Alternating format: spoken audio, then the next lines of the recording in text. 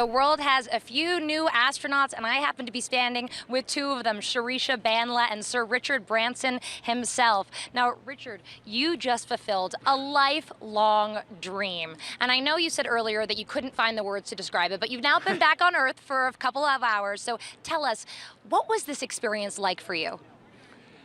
Look, I've dreamt of going to space since I was a kid.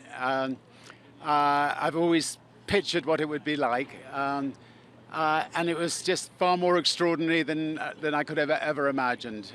From going 0 to 3,000 miles an hour in 7 or 8 seconds, being pressed back into the seat, the roar of the rocket, to arriving in space. And the silence, to looking out of the window, to seeing our glorious Earth, the colors of the sky, to unbuckling and floating, just literally just going off to the ceiling and floating, looking back down on these big windows that are now the spaceship's upside down, facing back down to the Earth, seeing these three float around underneath me like giant fish. Get out of my way! I want to see the Earth. And then, of course, when we came back into the Earth's atmosphere, the shuddering as the spaceship comes back in. Anyway, we just had a pretty extraordinary day. Congratulations, you guys, again. But it had to have been surreal for both of you.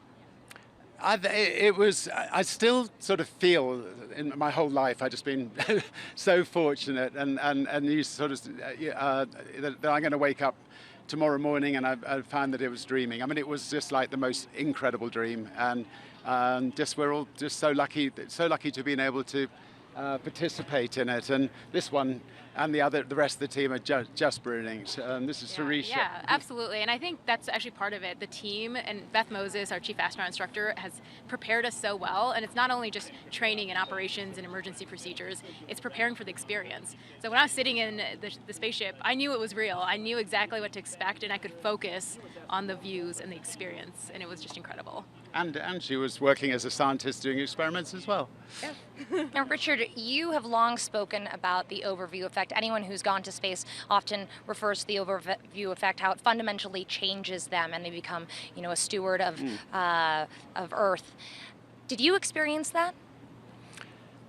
It sort of capped it off for me. I mean, I will now spend, and I promise I will now spend I'm an optimist, the next 30 years of my life, doing everything I can to protect the species on this beautiful Earth, to work on climate change issues, to work on trying to stop the degradation of our rainforests, to just all the things that are going the wrong way, just to do everything we can to make them go the right way. And I think the same applies to everybody else on the flight. Yeah, I mean, you look out the window, there's nothing, and then our planet. There's nothing else around it, and it's just, you're like, that is what is keeping us alive, and it's just so beautiful. And everything from the blackness contrast with the Earth is just deafening. It's incredible. And now that you both have had a taste of space, are you eager to go back up? I would go back tomorrow if I didn't feel I was taking a seat away from the many hundreds of people who've already signed to go up, and the many hundreds of people who will want to sign up. And we've also just launched this amazing, I think, raffle today, so that anybody in the world could have a chance to go up. And I just hope that somebody who would never dream of being able to go into space wins that raffle, and they can also bring a friend. They can come to the Space Factory. I will give them a view of the Space Factory. Maybe we'll have some chocolates as well. But anyway. Just chocolate? We'll just give them a magical experience. Now, Shirisha, when people think of Virgin Galactic, they're thinking of, giving people new astronaut wings like the ones you guys have on your spacesuits. They often don't realize that there's also a research component to that. That's what your focus was on today's mission. Can you tell us a little bit about the research that you conducted, and was it difficult to conduct this research on this, rather short suborbital journey? Yeah, absolutely. So it was not difficult, actually. It was an excellent ride. So I was able to actuate all three of the tubes I had that were carrying plants. But this is a capability that you can't parallel with anything on Earth. You get minutes of microgravity that just doesn't exist on any vehicle down on Earth. So I've had a lot of researchers from biologists, astrophysicists. A lot of folks want to use our vehicle to study the atmosphere on Earth because it's an area, we go through an area that we don't have a lot of data on because not a lot of vehicles can actually pass through that area frequently. So I've had a lot of atmospheric scientists want to use the vehicle to study Earth, and it's been incredible. And yeah, I learned a lot. I will have a lot of lessons to share with our future researchers, and they're chomping at the bit to get up there. Now, Richard, your objective on this space flight was to evaluate the astronaut experience. We know that you said you had a few notes that you wanted, that you took, that 99.9% of the journey was just perfect. But can you share a little bit about, those slight tweaks that you'd like to make? There's always for any new company. There's lots of things that need improving.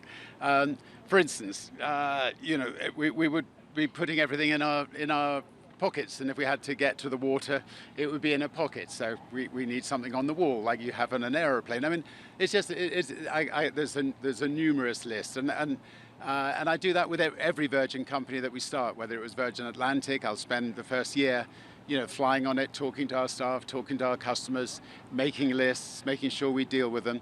But fortunately, it's just lots of little things. By the time the next group of people come, that list hopefully will get shorter and shorter and shorter. And that's what happens with a new company. One final question for you, Richard.